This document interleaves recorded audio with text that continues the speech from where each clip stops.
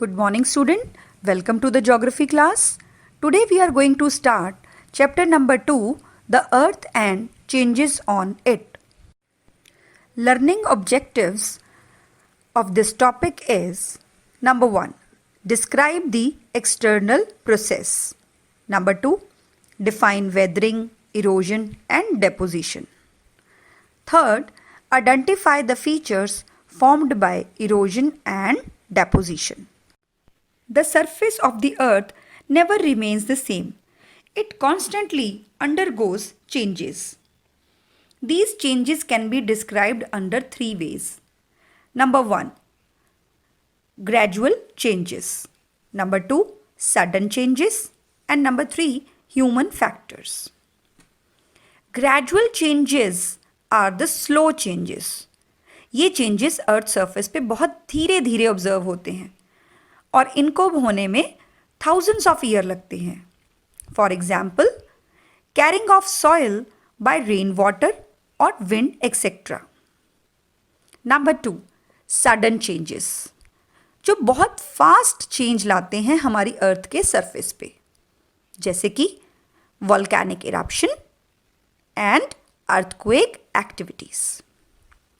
Number 3, human factors.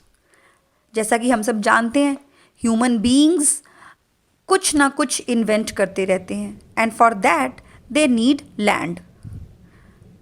For industrialisation, for urbanisation, for agriculture we need land, and for that we cut down the trees. And sometimes we need to construct dams, roads, etc. In this chapter, we are going to study about the gradual changes, जो अर्थ पे धीरे धीरे active रहते हैं.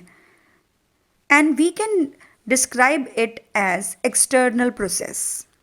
वो सारे process जो अर्थ के सरफेस के ऊपर काम करते हैं, they are called external process. Now let's see the definition. Any process working on the earth's surface and bring changes on it is known as external process. These external process can be divided further into 2 parts, weathering and gradation. In the external process, let's start with the weathering. Weathering means breaking down of rocks into smaller particles. जब कोई भी rock, चाहे वो hard हो या soft हो, smaller particles में break down हो जाता है तो उसको कहते हैं weathering. Weathering can be classified into 2 parts. Weathering 2 तरीके की होती है. The first one is physical weathering and second one is chemical weathering. Here you can see 4 pictures which are representing physical weathering. The main 4 agents of physical weathering are running water, ice, sea waves and wind. Now let's see at the first picture. It is the running water, and now you can see the stones. The stones are broken into various smaller pieces. So it is done by the force of running water. The force of running water is very high, and due to that these hard rocks are broken into smaller pieces. The next picture is by ice. The physical weathering done by ice. Here you can observe there is a big stone and in between there is a big crack. Now होता क्या है कि अगर किसी crack में rainfall की वजह से थोड़ा सा भी पानी जमा हो जाए तो रात को जब टेम्परेचर डाउन होता है तो वो वाटर वहाँ फ्रीज़ हो जाता है. और वाटर की एक क्वालिटी है कि जब वो फ्रीज़ होगा, आइस बनेगा, तो it will expand, it will take bigger space. तो जब ये एक्सपैंड होगा तो ये क्रैक अपीयर करेगा on the surface of the rock, and in due course of time धीरे धीरे वो क्रैक बड़ा होता जाएगा और एक दिन वो रॉक पीसेस में डिवाइड हो जाएगा. You can see this big stone, big piece of rock is divided into two portions. So this is by ice. The third picture is by sea waves. आपको पता ही है सी वेव्स कंटिन्यूसली मोशन में रहती हैं, तो इसके कोस्ट पे जो भी रॉक होता है ये उसको हिट करती हैं कंटिन्यूसली. तो सी वेव्स की हिटिंग से जो फीचर्स यहाँ पे बन रहा है, दैट आर्क लाइक फीचर, ये फिजिकल वेदरिंग का बहुत अच्छा एग्जाम्पल है. Right now fourth picture is the physical weathering by wind. Here you can सी एक रॉक है जिसका जो लोअर पार्ट है दैट इज़ वेरी नैरो, बहुत पतला है, और जो अपर पोर्शन है दैट इज़ वेरी ब्रॉड. इस टाइप की जो रॉक्स होती हैं इनको हम मशरूम रॉक्स कहते हैं, क्योंकि by the action of the wind जो lower part of the rock है उसको बहुत ज़्यादा इरोजन फेस करना पड़ रहा है, और इरोजन अपर लेवल पे जाते जाते उसकी जो इंटेंसिटी है कम हो जाती है. तो नीचे वाला जो पोर्शन है, you can see in this pic also, जल्दी इरोड हो गया है और वो नैरो पार्ट रह गया है, जबकि ऊपर वाला पार्ट काफ़ी अभी तक ब्रॉड है. So this is the physical weathering done by agents of weathering, running water, ice, sea waves and wind.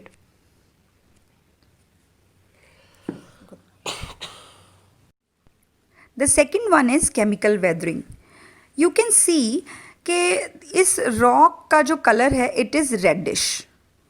Now just imagine कि आपके घर के बाहर आपकी कोई आयरन की चीज़ पड़ी रह गई है, उसके ऊपर खूब बारिश पड़ रही है, ठीक है, तो उसका कलर कैसा हो जाता है? रेडिश हो जाता है ना, रस्ट कलर. सेम वे हमारे रॉक्स में, हमारे अर्थ के सरफेस में बहुत सारे मिनरल्स होते हैं, जिसमें आयरन, सॉल्ट, लाइमस्टोन, है ना, कॉपर, कई सारी चीज़ें होती हैं. तो जब ये वाटर और ऑक्सीजन के कांटेक्ट में आती हैं ये केमिकल रिएक्शंस हो जाते हैं.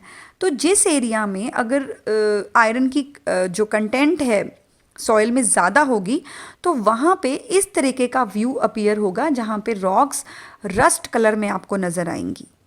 अब ये कहीं भी हो सकता है, ये कोई स्टोन पे भी रिएक्ट कर सकती हैं, कोई बिल्डिंग हो, कोई मॉन्यूमेंट हो. तो केमिकल वेदरिंग आप देख सकते हैं अपने नियर बाय एरियाज़ में भी. सो this is the example of chemical weathering. Erosion. It is also known as denudation.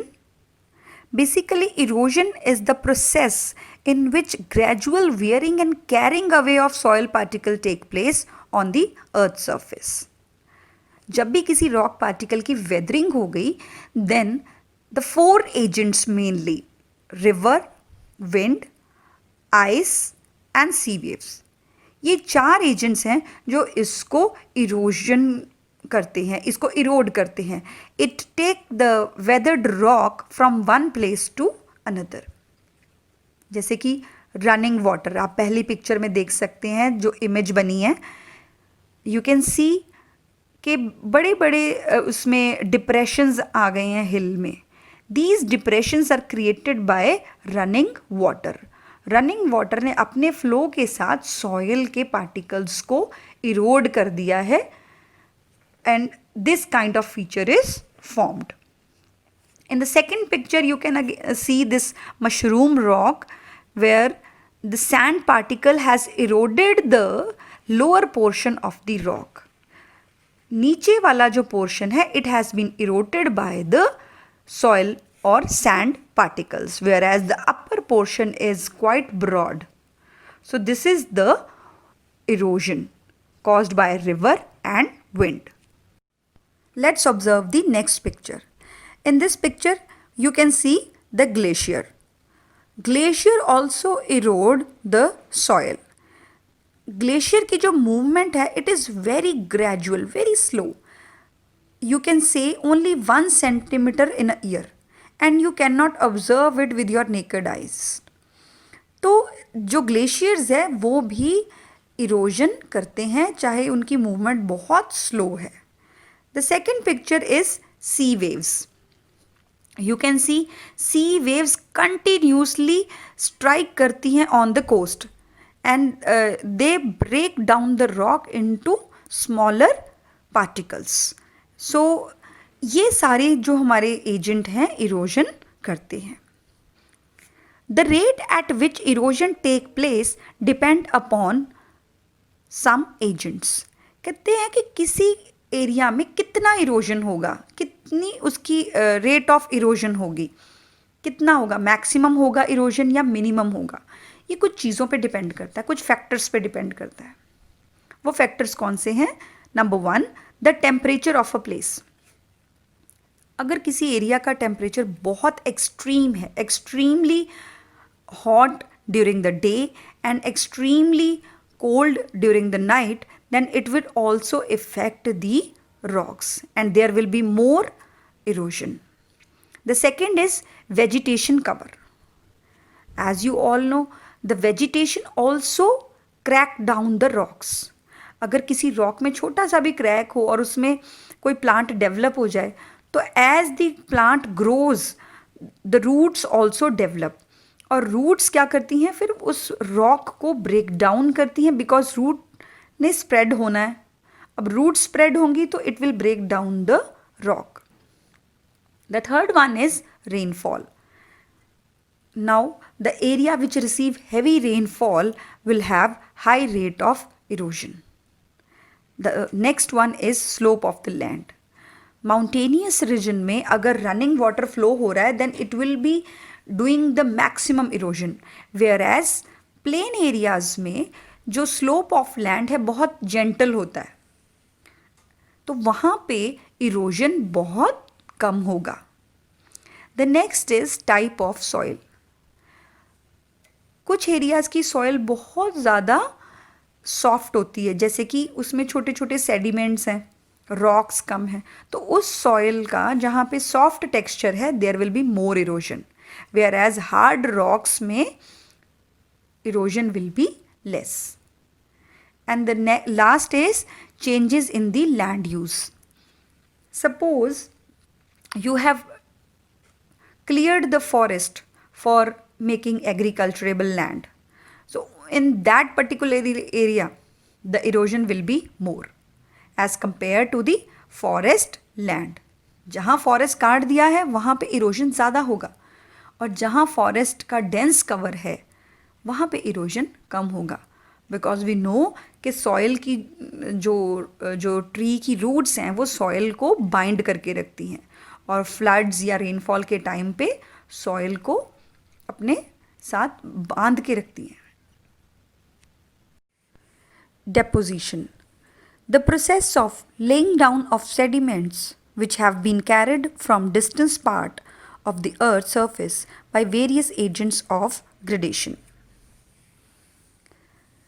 So you can see in this picture also river, running water, wind, glacier, sea waves etc. ये सारे agents अपने साथ जो भी material Erode करके लाते हैं एक area से उसको दूसरे एरिया में डिपॉजिट करते हैं. That is called deposition.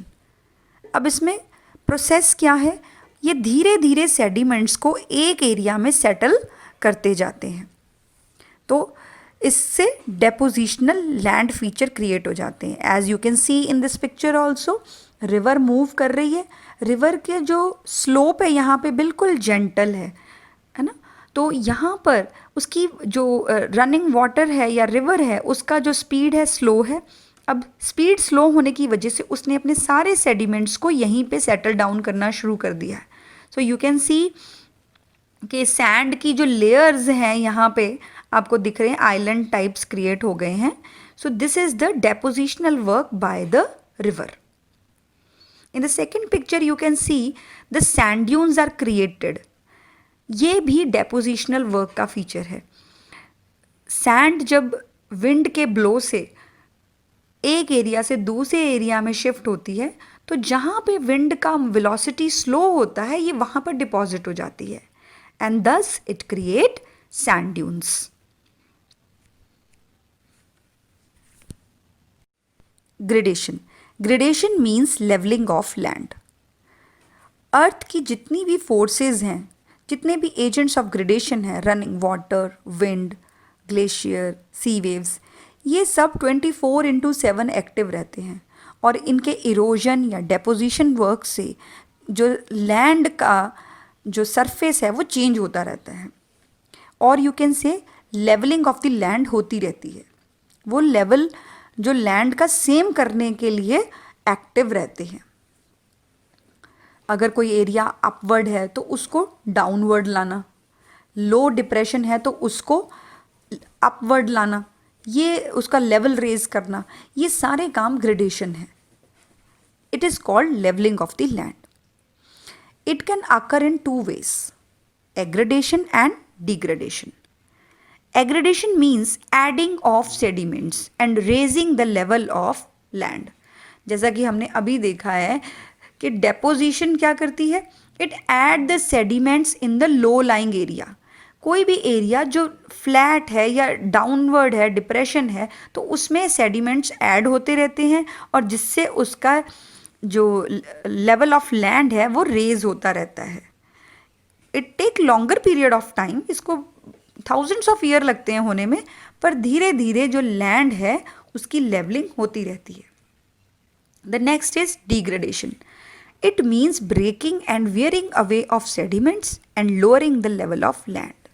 जैसे कि कोई हिली एरिया है, अब उस हिली एरिया में वेदरिंग होगी, ब्रेकिंग ऑफ रॉक्स होगी, फिर इरोजन के एजेंट्स उसको लेकर आएंगे नीचे डाउनवर्ड्स, तो धीरे धीरे जो हाई माउंटेन्स थी वो भी नीचे होंगी, उनका लेवल भी डाउन होगा, वो धीरे धीरे लोअर लेवल पर आएंगी इन due course of time, may be thousands of year या इससे भी ज़्यादा टाइम लग सकता है, पर ऐसा होता रहेगा 24/7 by the agents of gradation. जैसे कि फॉर एग्जांपल आपके हिमालयाज़ हैं, वो न्यू बेल्ट माउंटेन्स हैं, तो उनकी पीक्स बहुत ही हाई लेवल हैं। माउंट एवरेस्ट, कंचनजंगा बहुत highest peaks of the world हैं।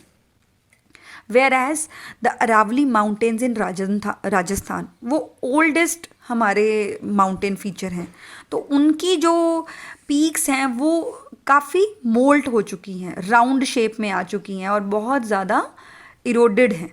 तो इरोजन की वजह से उनका जो लेवल ऑफ लैंड था it is lowering day by day, वो धीरे धीरे डिक्रीज़ हो रही हैं। ऐसे ही माउंटेन्स भी धीरे धीरे डिक्रीज़ होंगे, but you can not observe this thing in your life span because it take longer period of time. So ये जो एग्रेडेशन और डिग्रेडेशन है, it is active 24/7 in the environment. Degradation and aggradation. First picture में आप observe कर सकते हैं high land है, high land continuously running water से इरोड हो रहा है and it is coming downward. अब वो जो हाई लैंड है वो ड्यू कोर्स ऑफ टाइम में लो लैंड पे आ जाएगा due to erosion agents. In the next picture aggradation is shown. You can see green area है, ग्रीन एरिया के साथ एक छोटा डिप्रेशन है। अब चेंज ऑफ सीजन में जब रनिंग वाटर या रिवर का रूट आया तो उसके साथ सेडिमेंटेशन आई and due to that level of the land is raised. वो जो लैंड है आपकी बिल्कुल बराबर आ गई है दूसरे वाले लैंड के। So it is called aggradation where the sediments are added by the running water. So we have done today's session.